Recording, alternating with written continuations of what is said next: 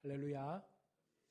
오늘 승리가 초라해질 때라는 제목의 말씀을 함께 나누기를 원합니다. 얼마 전 지방선거가 끝이 났습니다. 선거에서 승리한 사람은 행복한 마음으로 아마 지금 그 시간들을 즐기며 보낼 것입니다. 또한 반면에 선거에 패배한 사람은 쓰라린 마음으로 또 다음을 위한 도전을 위해서 그렇게 시간을 준비하며 보낼 것입니다. 자, 그런데 우리가 생각해야 하는 것은 승리와 패배의 관점이 아니라 승자든 패자든 그 다음을 어떻게 준비하느냐가 매우 중요하다는 사실입니다. 승리에만 취해 있다 보면 그 처음 마음을 잃어버리게 되고 결국 그렇게 되다 보면 이것이 승리의 축배가 아니라 결국은 독배가 될 수가 있는 것입니다. 또한 실패했다라는 그 자괴감만으로 모든 일들을 상실해버리고 그 의욕이 그 마음 가운데서 떠나버리면 이 또한 자신에게는 엄청난 마이너스가 되는 것입니다. 오늘 본문의 배경을 보게 되면 40년 광야 여정을 마치고 이제 약속의 땅 가나안에 들어갈 준비를 하고 있는 상태입니다. 하나님은 이스라엘을 가나안에 입성시키기 위해서 무려 40년 동안이나 광야의 훈련의 시간들을 경험하게 하셨습니다. 그리고 이제 그때가 되어졌습니다.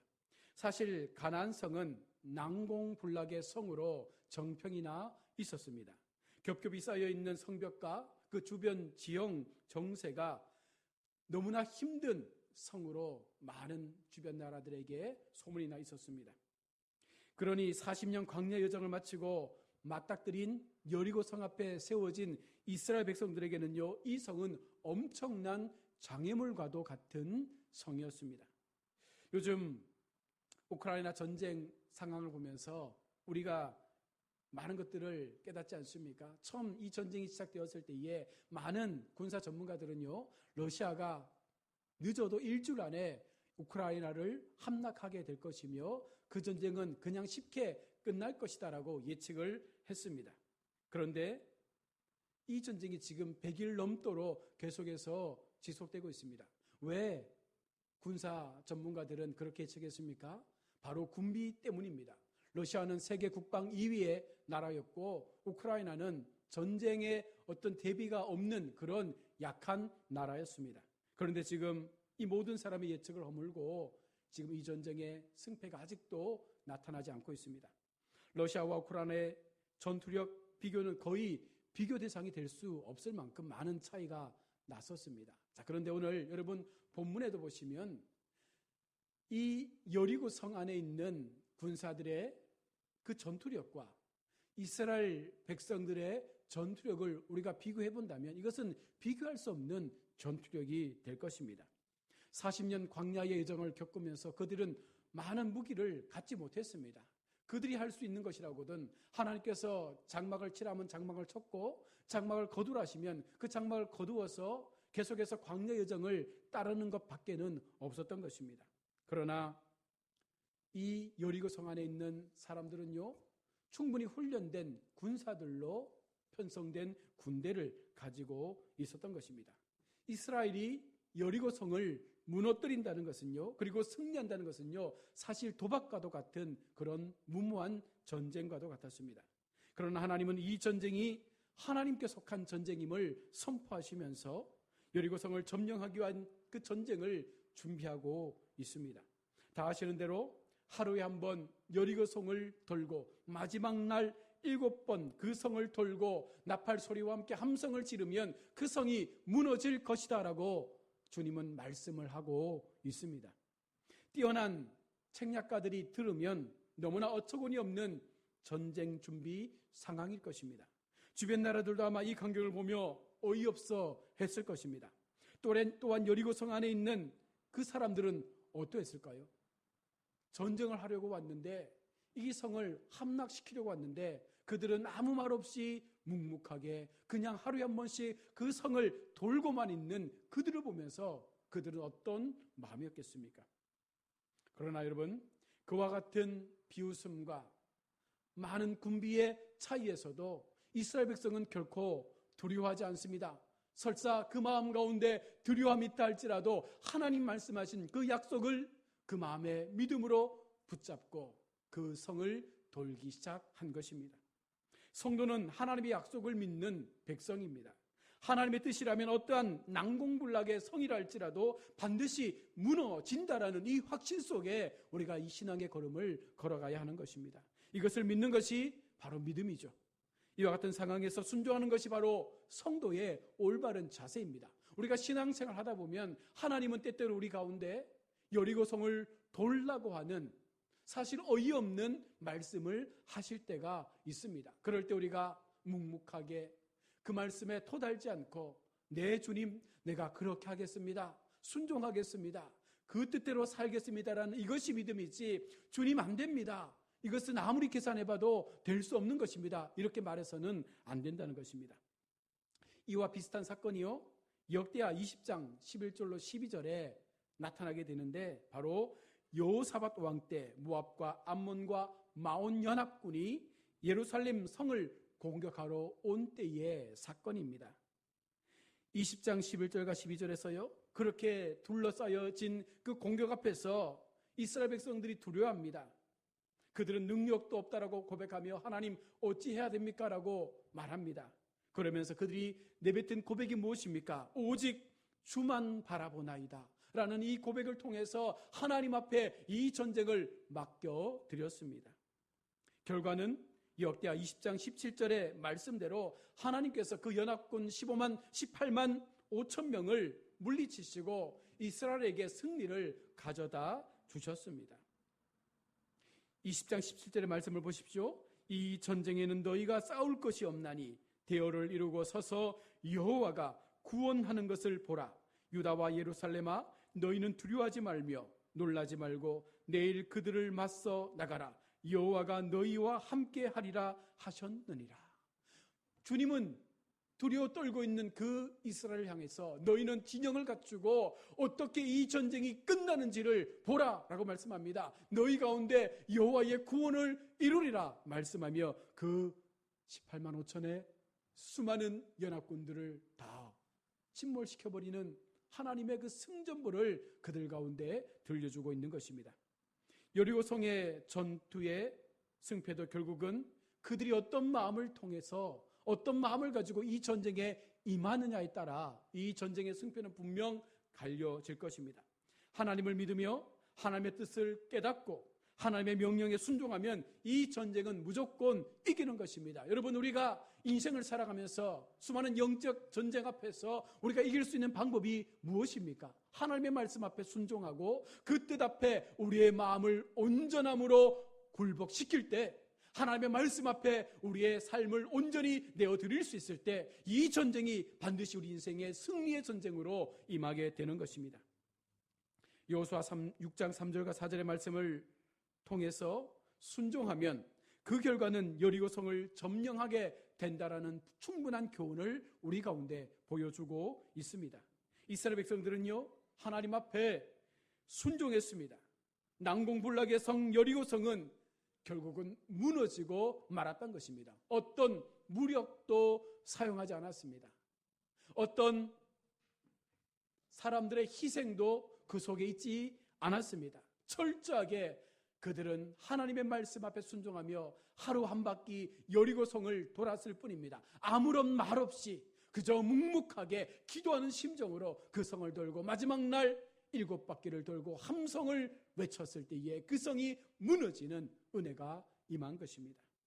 세계전쟁사에 아마 이런 전쟁은 없을 것입니다. 그냥 성을 돌았을 뿐인데 성이 무너졌다. 사실 있을 수 없는 허구 같은 이야기로 들려질 것입니다. 그러나 하나님은 그런 일을 이루시는 분이십니다. 우리는 약하지만 하나님은 강하신 분이시기에 그 모든 일들을 이루어 가시고 그 모든 하나님의 기적적인 역사가 믿음의 백성들의 순종의 삶을 통하여 나타나게 된다는 것입니다. 이스라엘은 그 승리로 인해서 모두 기뻐하며 즐거워했습니다. 그러나 중요한 것은 그 다음이죠. 여리고성을 함락한 그 기세를 몰아 이제는 아주 작은 아이성을 무너뜨릴 준비를 하게 됩니다. 이스라엘은 여리고성에서 승리한 그 승리에 도취되어 이 모든 것이 하나님께서 하셨음을 잠시 잊은 듯합니다. 자신이 강해서 자신들의 힘으로 이 성이 점령되었다라고 믿었던 것 같습니다. 교만해졌고 자만에 빠졌습니다. 하나님의 뜻을 잊은 채 자기의 방식대로 하나님의 약속을 저버리고 하나님의 것을 도적질하며 그들은 철저하게 하나님의 약속에서 멀어진 삶을 살게 됩니다. 결과는 우리가 잘 아는 대로 아이성 전투에서의 패배입니다. 패배의 원인이 무엇입니까? 여호수아 7장 11절에서 말씀합니다. 아간이 하나님께 바친 물건의 일부를 가져갔기 때문이라 말합니다. 여호수아 7장 11절에 이스라엘이 범죄하여 내가 그들에게 명령한 나의 언약을 어겼으며 또한 그들이 온전히 바친 물건을 가져가고 도둑질하며 속이고 그것을 그들의 물건들 가운데 두었느니라.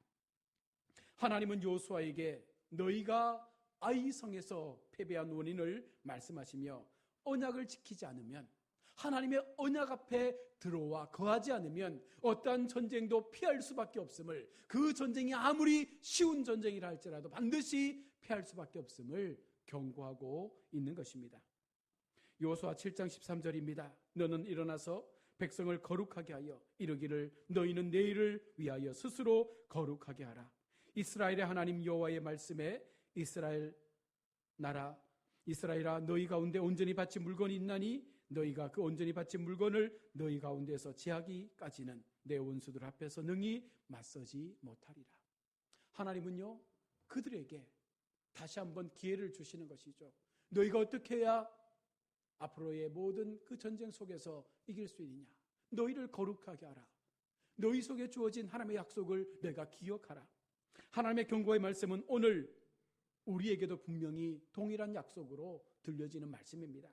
지금의 승리가 어떻게 이루어졌는지를 돌아보아야 합니다. 우리의 인생 속에서, 우리의 삶의 여정 속에서 내가 지금 이렇게 살아가고 있는 그 삶의 순간순간 속에 내가 이렇게 사는 것이 하나님의 은혜였음을 고백할 수 있다면 앞으로의 인생 속에도 하나님은 동일한 은혜 가운데 우리의 삶을 붙잡으시고 우리 인생을 지키시고 우리의 그 삶의 모든 여정 가운데 승리를 주실 수 있는 분이시기에 우리가 얼마나 순종할 수 있느냐, 우리가 얼마나 그 믿음 앞에 우리의 삶을 내어 맡기며 오직 하나님만을 바라볼 수 있느냐, 그것이 우리에게는 너무나 중요한 요소가 된 것입니다. 우리는 인생의 자리에서 날마다 조심하고 또 조심해야 하는 것이 바로 하나님의 약속 앞에 내가 얼마나 신실한 삶을 살아가고 있느냐를 점검해야 하는 것입니다. 지금 나에게 승리가 있다고 해서 그것이 계속적으로 이루어지게 될 것이다, 그렇게 확신해서는 안 됩니다. 지금 내가 누리고 있는 모든 이 삶의 평안함들이 계속적으로 더하여질 것이다, 우리가 그렇게 자만해서도 안 될 것입니다.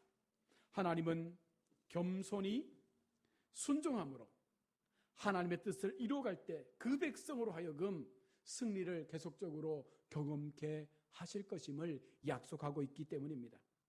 하나님은 이스라엘에게 회개의 기회를 주셨습니다. 여호수아 7장 16절로 18절에서 아간이 스스로 하나님께 자신의 죄를 고백하기를 원했습니다. 그러나 그는 그렇게 하지 못했습니다. 20절에 뒤늦은 자백을 했지만 하나님께서 그의 이름을 부른 이후였습니다. 더 이상 그에게는 회개의 기회가 주어지지 않았습니다. 하나님은 언약을 깨뜨린 아간의 가문을 모두 아골 골짜기에 모이게 했고 그들을 모두 죽이셨습니다. 언약의 백성이라 할지라도 언약을 깨뜨려버리고 그 언약에서 벗어난 삶을 살게 되면 반드시 심판을 피할 수가 없는 것입니다. 이 모든 사건이 끝나고 이스라엘은 다시 하나님의 명령대로 아이성을 공격하고 아이성을 얻는 그 승리를 맛보게 되는 것이죠. 여리고 전투도 하나님의 전쟁이었고 아이성 전투도 하나님의 전쟁입니다. 이 땅을 사는 우리의 모든 삶의 그 싸움들이 다 하나님께서 싸워가시는 전쟁인 줄로 믿습니다. 다만 우리가 그 하나님을 바라보며 우리가 묵묵히 주가 나의 하나님 되심을 인정하며 우리는 그저 우리의 삶의 자리에서 하나님 말씀하시는 그 삶의 요청대로 진을 치고 주님을 바라보며 우리의 그 삶의 수고가 아니라 할지라도 하나님 말씀 앞에 묵묵함으로 그 길을 걸어갈 수 있을 때 바로 그 속에 하나님의 기적적인 역사가 나타나게 되는 것입니다. 그러므로 성도된 우리는 모든 일에 하나님을 신뢰할 수 있는 이 신뢰의 믿음이 가장 우선적으로 우리 삶 가운데 있어야 합니다. 약속에 순종하는 삶을 통해서 내게 주신 모든 시간이 하나님의 시간임을 믿고 그 시간 속에 내가 어떻게 하나님 앞에 순종하고 있는지를 우리는 늘 돌아봐야 합니다.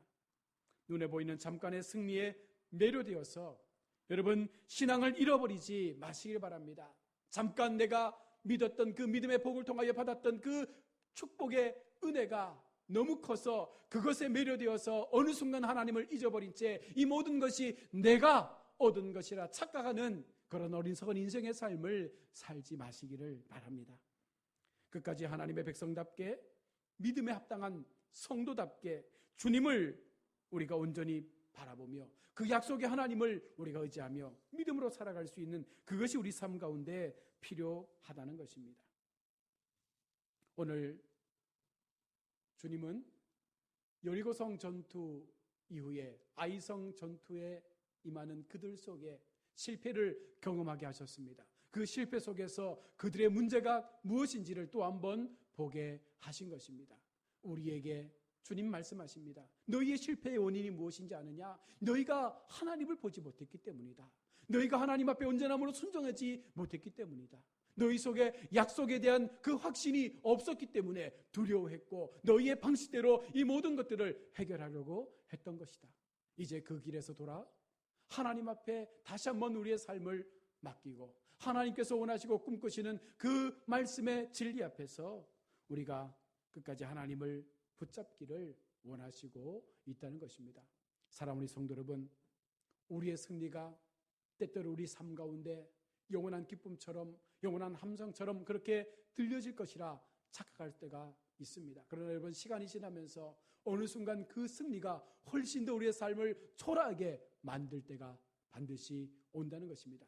그것을 경험하지 않기 위해서는 더 철저하게 더 하나님 앞에 적극적으로 우리의 믿음의 삶의 모습을 바르게 세워서 정말 하나님이 기뻐하시고 진정 하나님이 원하시는 온전한 순종의 제사를 통해서 온전한 믿음의 순종의 삶의 모습을 통해서 하나님만을 바라보시는 하나님만을 향하여 우리의 삶을 내어 맡기시는 그러한 우리 모두가 될 수 있다면 바로 여러분 이것이 승리하는 삶의 비결이 되는 것이고 더 이상 실패의 아픔을 맛보지 않는 우리의 인생의 걸음이 되는 것인 줄로 믿습니다.